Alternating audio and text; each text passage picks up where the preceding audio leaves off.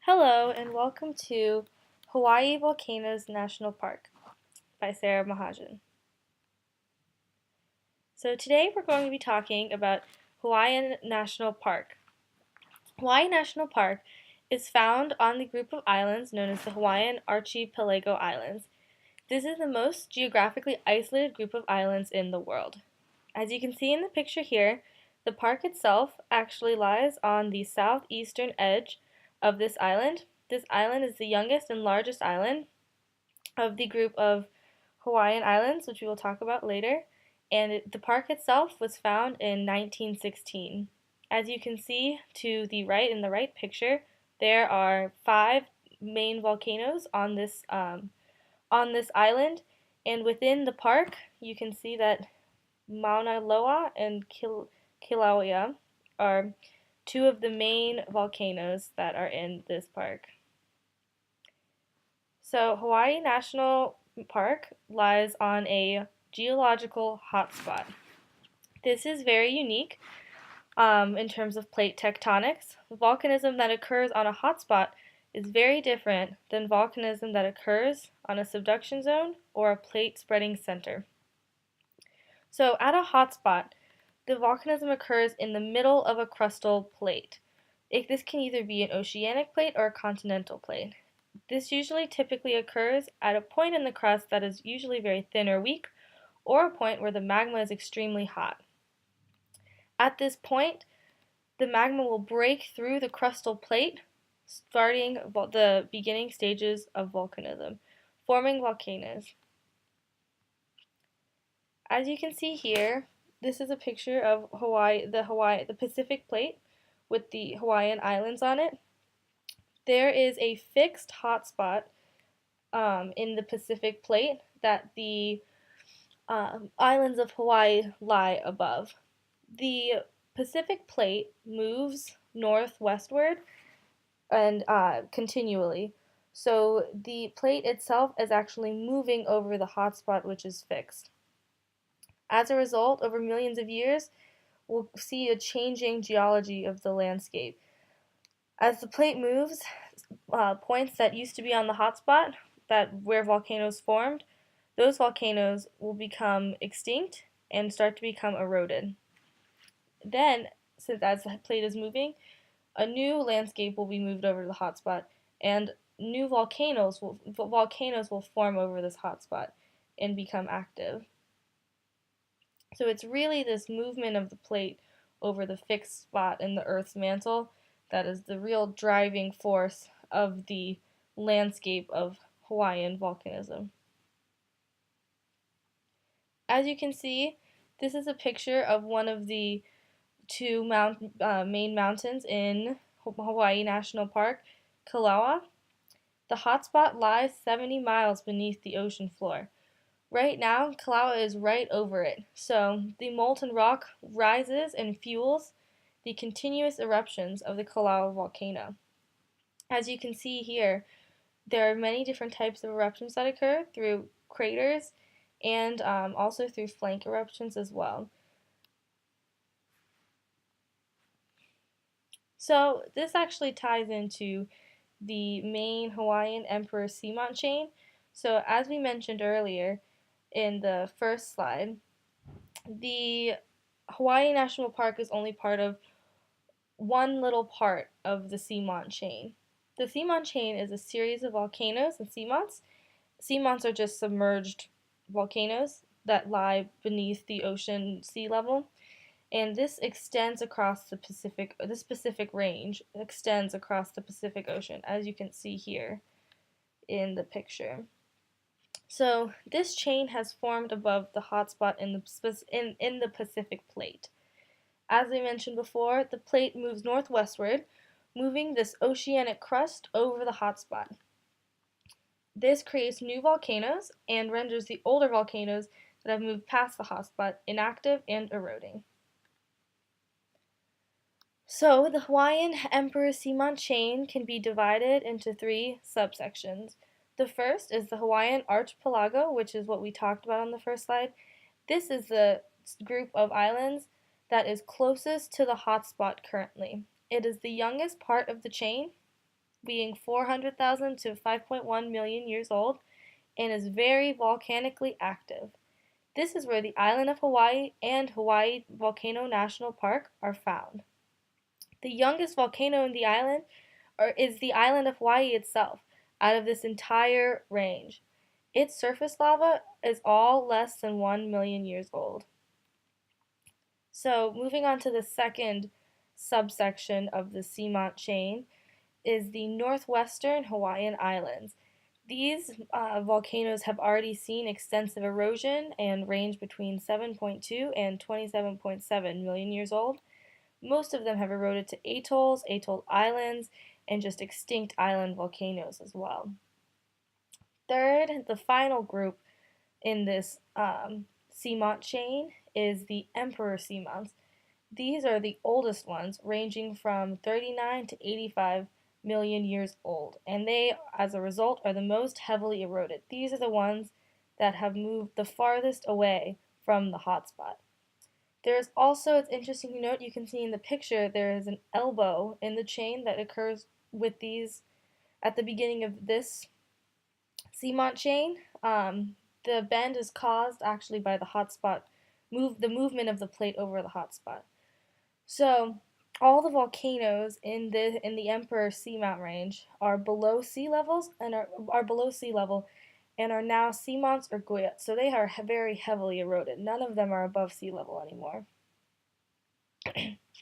So, not all of the, as you can see from the previous slides and what we've learned so far, not all of the Hawaiian Islands actually have active volcanoes. As the older volcanoes move further and further away from the hotspot, they'll eventually become inactive and erode, eventually becoming submerged beneath the ocean again. So it's very cyclical because you have oceanic crust, which the magma will erupt from and start building this volcano out of the ocean floor, and it'll build and build and build while it's over that hotspot until it erupts out of the water and goes above sea level and actually becomes a mountain. So that's the first step to the left, where volcanism starts over the hotspot. Then, however, the Pacific plate will move northwestern, and the volcano will move off the hotspot. This movement off the hotspot will start its erosion, and the volcano will slowly start to become more and more inactive. And first, it'll become an atoll island. Then, it'll actually become an atoll, and then finally, the volcano will sink below sea surface and become a seamount or a guyat, as you can see in the picture below.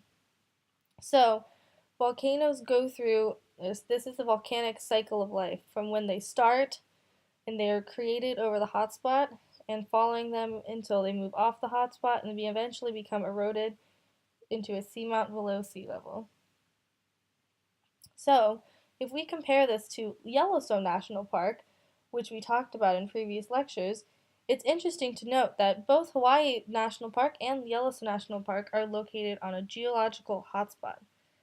Yellowstone National Park is found on the North American plate, while Hawaii National Park is founded on the Pacific plate. Now, the main difference between these two hotspots is the type of plate that the hotspots are breaking through. So Yellowstone National Park is found on continental crust. So the continental crust is what is melting. And the hotspot is the reason why the park has geysers and other thermal features. Hawaii National Park is found on oceanic crust. So the oceanic crust is what's melting when magma breaks through the seafloor, producing undersea volcanoes. And these are the volcanoes that will build up and eventually surpass the surface of the ocean, becoming those island mountains that we know as Hawaii. Here's a picture demonstrating the differences between the melting of these two hotspots and with the mantle and the magma. So as you can see with Yellowstone National Park, it is a hotspot in the continental crust of the North American plate, and the basaltic magma at the bottom will rise, and this is what's actually very similar to the Hawaii National Park. But then as it keeps rising, it actually becomes granitic magma. And as you can see here, the crystals with the crystal stretching and everything, we eventually will get those geysers at the top and those resurgent domes. Um, and with the Hawaii National Park, as we've been talking about in this presentation, it's a hotspot in the oceanic crust of the Pacific Plate. So the melting magma will erupt through the bottom of the ocean floor and actually interact with the ocean water and start to build volcanoes this way. So now that we've explored how the volcanoes in Hawaii Volcanoes National Park were formed, let's define the boundary of what is actually in this national park. So the geology and topography of this park was created over 70 million years, over a 70 million year period. The park itself includes a large part of the mountain Mauna Loa, all of the mountain Kilauea, and also the Puna Coast, which covers about 21 square miles. The island itself is still growing in size. It's continuously being built up by new spewing lava flows by these active volcanoes. So, the two main mountains found in the park are Kilauea and Mauna Loa.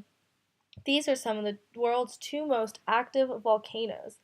As you can see in the picture below, they're located very near to each other. The eruptions from these two volcanoes are more fluid and less gaseous, and they're very different from explosive continental volcanoes. The eruptions from these volcanoes are more gentle than continental volcanoes, which we'll discuss more later. So, eruptions from these volcanoes will often produce fiery fountains and rivers of molten lava, which will add layer on layer to build up this volcanic landscape and keep the island keep growing. So, the island of Hawaii is actually constantly expanding. It's being built up with the magma from these eruptions of these active volcanoes. So, first looking at Mauna Loa, it is one of the Earth's most active volcanoes and is the largest active volcano in the world. It has been erupting for the past 100,000 years, and since 1843 alone, it's erupted 33 times, enough to cover over 800 kilometers squared. It is a massive mountain, almost 20,000 cubic miles, and if you include the height that's submerged below sea level, it it amounts to the summit standing at 56,000 feet above the depressed seafloor. This is 27,000 feet higher than Mount Everest, and the mountain itself, Mauna Loa, makes up half of the entire island of Hawaii. So, the summit of Mauna Loa began to inflate in 2002 again and continues today, which means that the magma reservoir in the volcano has been swelling and is continuing to swell. Earthquake activity has increased in the last decade as well. This just further shows how active this volcano is. The figure to the right shows the lava flows in Mauna Loa since 1832. These are depicted by the warm colors in the picture, which you can see there are many of. So this is overlain on a 3D digital elevation model. You can see the darker red ones being the more recent eruptions. So Mauna Loa is a shield volcano. Its name means the long mountain, which makes sense because it's one of the largest volcanoes in the world. It is a gently sloping mountain that's created from a very large number of fluid lava flows and is composed of what is known as theolitic basalt, which is a low silicon magma. It shares the Hawaiian hotspot right now, and it erupts from a primary volcanic center from a crater at the mountain summit. Looking at the second mountain, Mount Kilauea, this mountain is also very large, but is not as large as Mauna Loa. It's younger and it's smaller than Mauna Loa, but it is still of great size at more than 4,000 feet high and still growing. Its name actually means spreading, much spewing, because it is so active and continually growing and spreading. It has erupted 30 times in only the last 40 years, which is a lot compared to the 33 times of Mauna Loa since 1832, which is almost 150 years. So, Looking closer at Mount Kalawa, you can see that there's lush green rainforests on the slopes of it, which lie adjacent to recent lava flows. It's a very interesting contrast seeing the lava flows right next to a lush green rainforest. In addition, another interesting landscape is the desert that's actually found on the southwestern slope. It's very, very hot and dry. So, Kalawa volcano has several active vents, erupting craters, and lava rivers along its slope.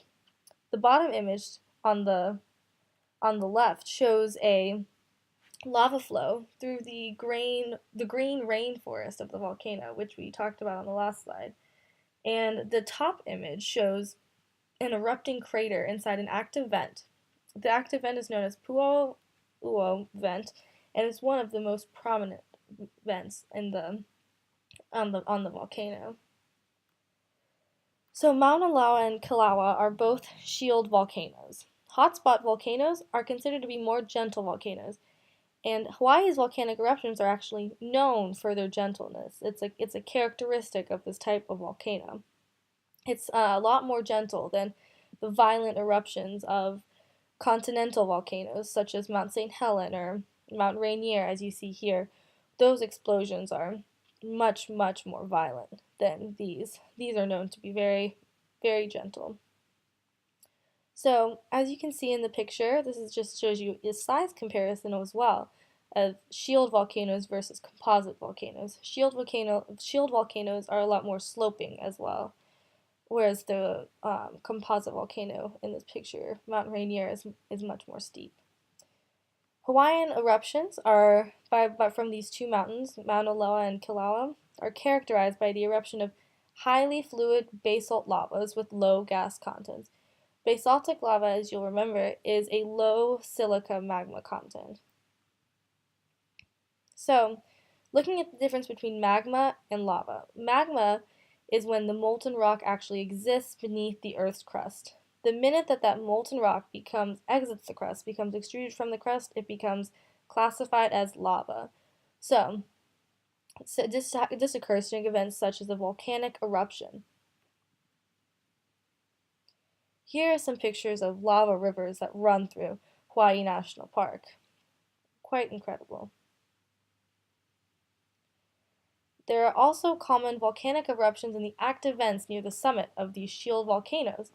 So, the lava melts and runs down the sloping mountains in lava channels and tubes. And here are some examples of the way that lava melts and erupts with these shield volcanoes. So, on the bottom left, you can see there are fissure eruptions, which are the source of many erupting basaltic lava flows. As you can see, a line of vents, which is referred to as a curtain of fire, begins erupting, until the eruptions will eventually become concentrated at one or two of the central vents in the fissure. At the top, you can see fire fountains, which are another way that the lava will melt and erupt in these parks, and it's spewed in jet-like sprays that will reach up to hundreds of meters in the air. Finally, looking at lava lakes, which also form, forms from the accumulation of basalt in depressions such as vents or craters. Often the lava itself will actually erupt in a crater and then will pool inside the space, forming this lava lake. So this is the end of my presentation. I hope you enjoyed it.